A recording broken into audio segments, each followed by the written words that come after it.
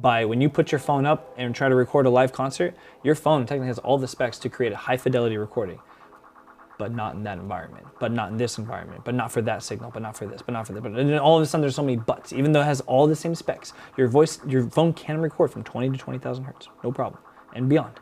But it can't do that in all environments. It can't do it here. It can't do it. So then does it really do that? Dr. Castro, we're gonna keep taking, layer by layer of your dissertation and dissecting it, understanding it, because it's a lot to understand what exists in sound. So we talked that sound is radiation, we talked that you can feel sound, and we've also discussed that there's still limitations to feeling sound. Yep. Well, what does the term high fidelity mean? Because I've heard that quite a bit when it comes to sound and audio. And then also, how can you actually understand if you're perceiving something, if that is authentic representation of that sonic experience? And I know those are two very detailed questions, but I want to first dive into that concept of high fidelity, and then how it relates to, do we actually understand that perceived event, that sonic event that is happening?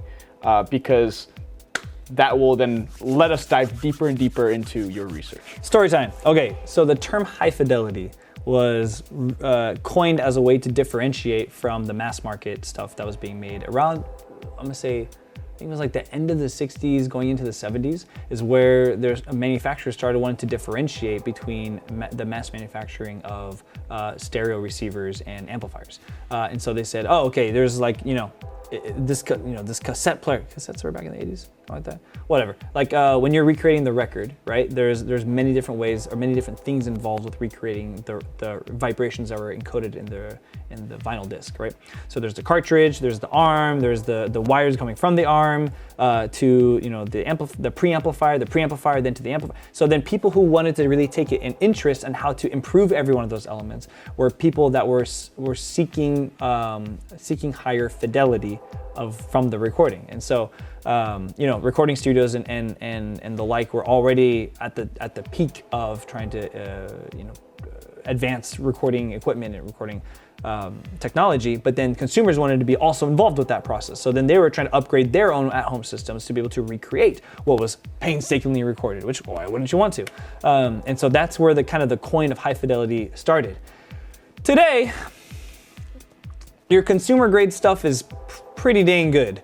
Is it the best? No. Is it gonna get you the entire frequency range? Yeah. Is it gonna get you the same dynamic range across all the frequency ranges? Probably not. Is it gonna be acceptable? Yeah. Is it gonna be something that you can absolutely rely on for a mission critical recording? Maybe not. Is it something that you can get a really good experience watching a movie? Yeah. So today the term high fidelity maybe doesn't have as much impact as it does back in the yesteryear, where the consumer grade stuff just was not able to compete with these high fidelity things. Again, today that means something a lot different. A lot of things we have are digital. It's either it can do this or it doesn't. It's not like back then where if you hold the two wires together hard enough and you lift your left leg as you jump around in circles and you pray to the sound gods that it'll then come out really well. That was a real thing back in the day.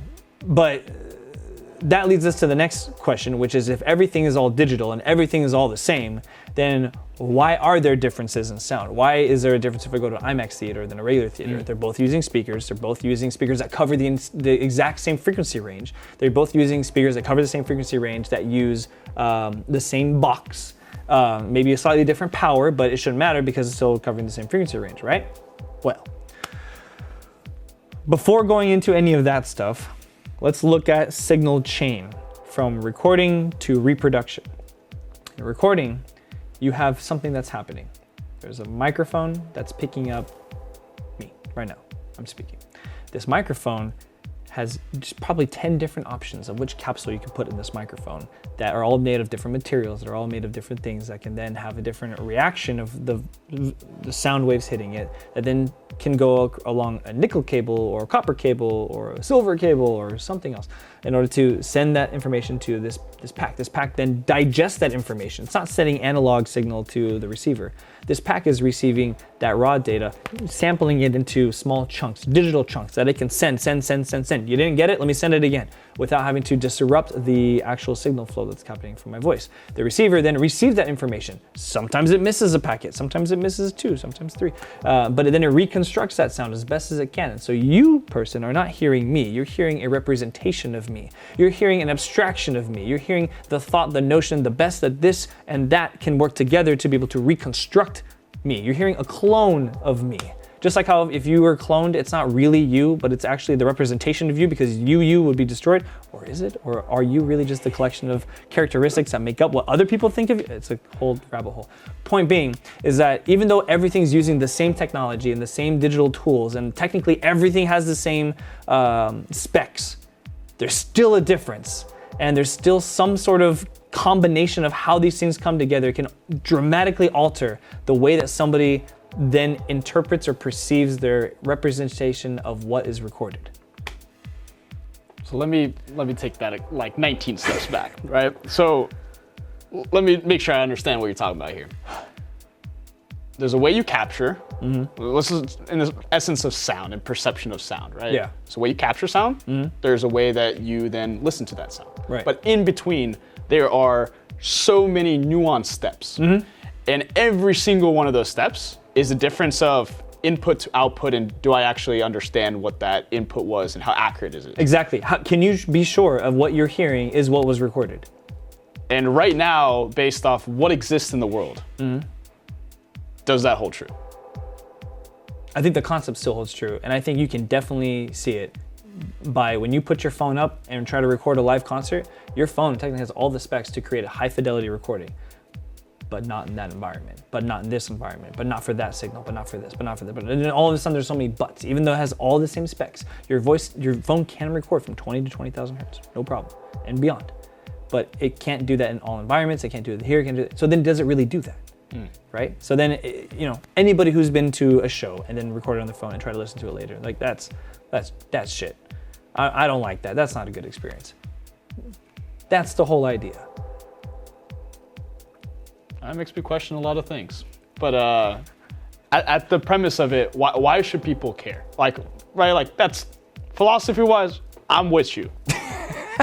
But let's talk as like human beings. Why do I care? Well, what does that limit me from? Like, what can't I get because of that? I got good recordings. I have, I've listened to, hi-fi recordings and all this kind of stuff, and I enjoy it. What's the difference? What can I have better? I think this is, I think sound-wise and audio-wise, and your phone is, again, good enough for most people who just want to remember or trigger the memory of an event. I think no problem. You have that memory, you have that experience, you have that stimulus built in your body, and you hearing that when you were there will trigger that stimulus, and then you will feel like you're there, even without having the same stimulus. But as we want to move on how we have experiences in the world, this is going to become a main factor as why we can't move on from the experiences that we have today to what the experiences can be tomorrow. If we always settle with the good enough at every single step of the way and never question about, hey, how can we improve the elements of live without having to say digitally or analog or even based on the signal, just the elements of what made this live.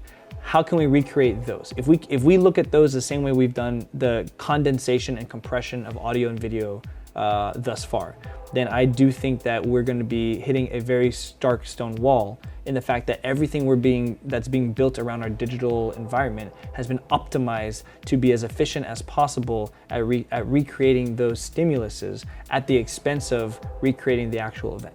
So until we can have a handle on these other senses, that might be our main limiting factor in getting virtual reality, augmented reality, spatial computing adopted. So once again, let me try to take 19 steps back, digest that.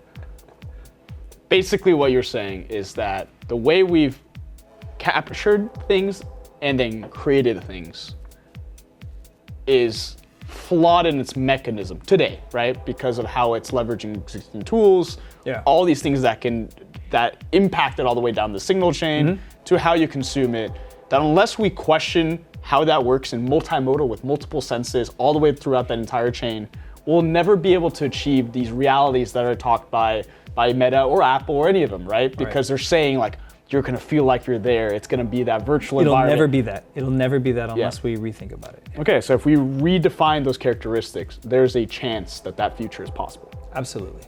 Awesome. That's I'm excited scary, for that. but also super exciting. Can't wait. Awesome. Appreciate that. Thank you for breaking that down, and I'm gonna question a lot of things now of how I consume content. Matrix might be real. Who's to say we can't make it? Matrix within a matrix? Meta matrix? Ooh. Too many ideas.